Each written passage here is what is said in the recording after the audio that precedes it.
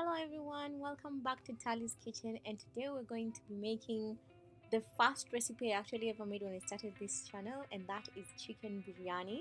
But today is a little bit different because this is the mixed stew and mixed rice biryani, and I really love this combination because it turns out really fantastic. It's full of flavor. Look at how beautiful that actually looks, and it tasted 1,000 times delicious. It is absolutely incredible. It's also really easy, and I think these days I prefer the mixed biryani to the just separate rice, separate biryani stew on the side. So I'm really excited to show you guys how to make this really easy meal because it's really easy to put together. Now, if you enjoy my content and you enjoy the recipes that I share with you guys, go ahead and click that subscribe button and let's get started with this recipe. So let's get started. So I'm using here one whole chicken, and I've gone ahead and removed the skin from this, and this is nicely cleaned. So go ahead and add that to your cooking pot, and then go ahead and add 1 teaspoon of freshly crushed cardamom seeds and 1 tablespoon of freshly crushed jeera seeds. Next up, I'm adding here 2 teaspoons of garam masala to my chicken, and then I'm going to be adding 1.5 teaspoons of cinnamon powder as well. Next up, we're going to be doing some salt to taste. So put as much or as little salt as you'd want to your stew, and then go ahead and add 2 tablespoons of ginger garlic paste, a really important ingredient here, and then we'll add the rest of our ingredients. So up next, go ahead and add 5 tablespoons of tomato paste. So biryani takes in a lot of tomatoes and tomato paste, so go ahead and add generous amount of tomato paste. So 5 tablespoons should be good enough. And then I'm adding here 1 cup of mala, or you can use plain yogurt as well. Mala is basically curdled milk, and if you don't have curdled milk, just mix some milk and some lemon and you'll have your curdled milk. Next, I'm doing here 4 crushed tomatoes, and then we're going to get ready to mix everything to combine. Now, one of the key tips when you're making any Swahili meal is to make sure the spices are as authentic as possible so that you have all the tastes coming in. So for the spices, ensure you're crushing the spices immediately just before you add them into your chicken, that is. So make sure you're using fresh whole spices, so just crush them and then add them. It's better than just adding the store-bought powdered spices. Yeah, so I'm going to let that rest for about 4 hours, and after 4 hours I'm going to put my heat on medium heat like you can see here, and then we're going to start heating this up as we work on the rest of our ingredients. So like I said, after 4 hours, 4+ hours that is, you can leave this overnight if you want, but I prepared this in the morning, so it's about 12 noon, so I'm good to start cooking this. So I'm going to leave this to just cook on medium heat slowly as we work on the rest of our stuff. But before you do that, just go ahead and add a little bit of vegetable oil, and then you're basically good to go.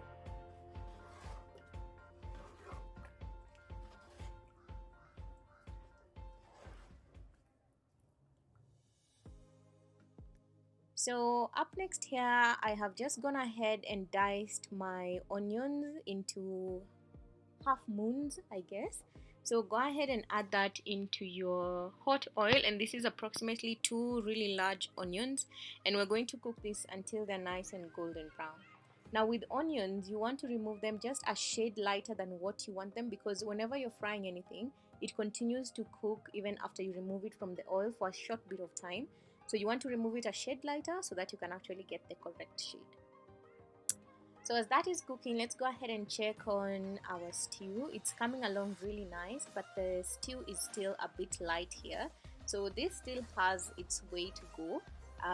It's not even close to ready. So I'm just going to cover this up and work on our potatoes next. So here I have a few Irish potatoes, and I'm going to be adding some orange food color, and then we'll just toss this around. If you don't have orange food color, it's okay, you can fry them plain. But whenever you're making biryani, because you're going to need this food color in your rice, I'd suggest that you actually have it on hand. So once they're nicely coated, we're going to fry this immediately our onions are ready.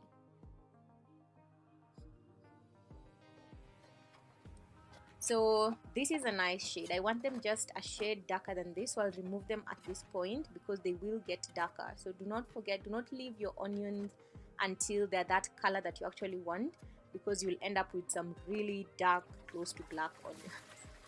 So next up, go ahead and add in your Irish potatoes, and then we're going to cook this until they're nice and ready.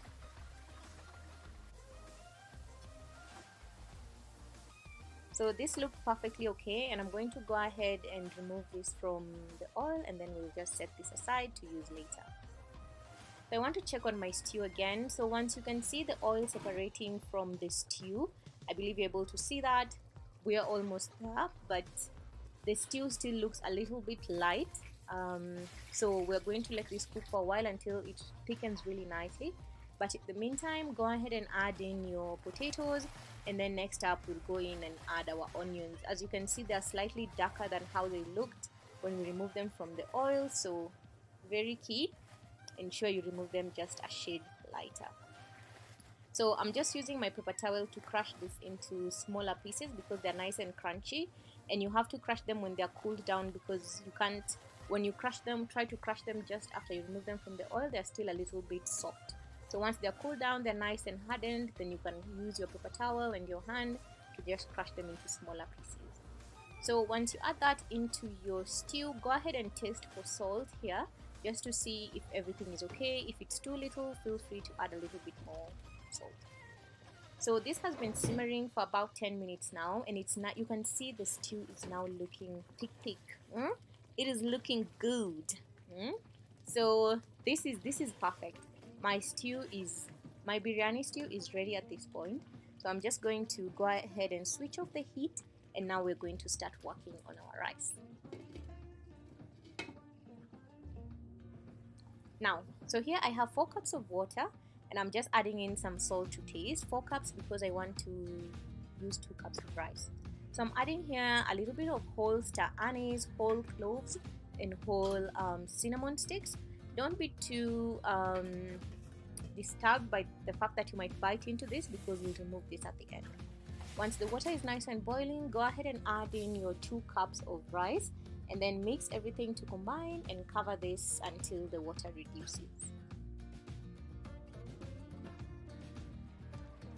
So the water has reduced now, and since this has been boiling for a while, the flavor from our whole spices has already infused into our rice. So I'm just going to go ahead and pick this out of the rice at this point. Now if you do have, I don't know, I think it's a cheesecloth, yeah, you can use that. You can wrap your spices in a cheesecloth, dip it in there, and then now it's easier to remove at the end. So just cover your rice until it's nice and ready. So at this point it's almost 95% ready. So this is good enough. I'm going to remove this from the heat so that we can start combining our stew and our rice. So prepare your orange food color ready. This is the same pot I used to make my stew. I've just put my stew in a bowl. So go ahead and add first your first layer of rice, and then next up we'll be doing our food color, a little bit of the orange food color. So just sprinkle it, not in any particular fashion, but just sprinkle it around. If you had maybe some excess onions, you can sprinkle that on top at this point as well. If you have some, what are they called? Zabibu, raisins. Yes, if you have some raisins as well, you can also sprinkle them at this point, rather on each particular layer. So just go ahead and add in your stew. I'm focusing on adding the pieces of chicken rather than the actual stew itself, and I'll show you guys why. So go ahead and add the next layer of rice onto the chicken.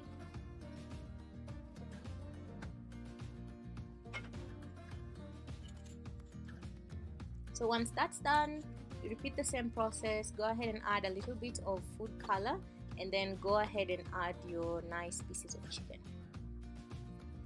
chicken and potatoes. So we do that, our potatoes in that. So we're going to leave this stew on the side so that your food is not too dry when you're eating it. So we'll just set that aside and we'll serve it with our biryani later. That's why I was focusing on just putting the pieces of chicken and the potatoes. So I'm adding here my final layer of rice, and now I'll just top it up with a little bit of food color, and then I'm going to cover this with tin film, and we're going to, is this tin film or is it aluminium foil? I have no idea. But cover this with some aluminium foil, and then we're going to cover this and cook this on very low heat for about 30 minutes. And also that is dependent on how much your rice was cooked before you combined the two together. So for me, 30 minutes and I'm good to go, but you can check on this as you go just to check if your rice is now fully cooked, because that's what we're looking for, because our stew is already cooked. So this is ready, and I'm just going to use my wooden spoon here to fluff it up. It looks amazing and it smells absolutely incredible. Honestly, I could not wait to dig into this, because I made this because I really wanted some biryani. So I am ready to serve. My stew is on the side. I have served this just onto my sinia, and I'm going to go ahead and add my beautiful stew on it. Look at that. Absolutely fantastic. Top it off with a little bit of chili and maybe some lemon on the side. If you have the time, feel free to make kachumbari as well, because it pairs perfectly with this. You can also add in some pili pili okango as well. It pairs perfectly with almost anything. And now it's time to dig in. Look at that. Now you have to eat biryani with your hands, okay? So do not come for me. I love eating with my hands, so I'm going to be eating biryani with my hands. And honestly, I think you should just eat biryani with your hands. I mean, come on. So look at how incredible that looks. Ugh, absolutely incredible. Now I really hope you guys enjoyed this really easy recipe, and I hope you will try it out. If you do, please let me know how it goes in the comment section below. Feel free to engage with the content. It really helps a lot, and I will see you all next time with another fantastic recipe. For now, bye bye, take care of yourself and subscribe if you haven't subscribed.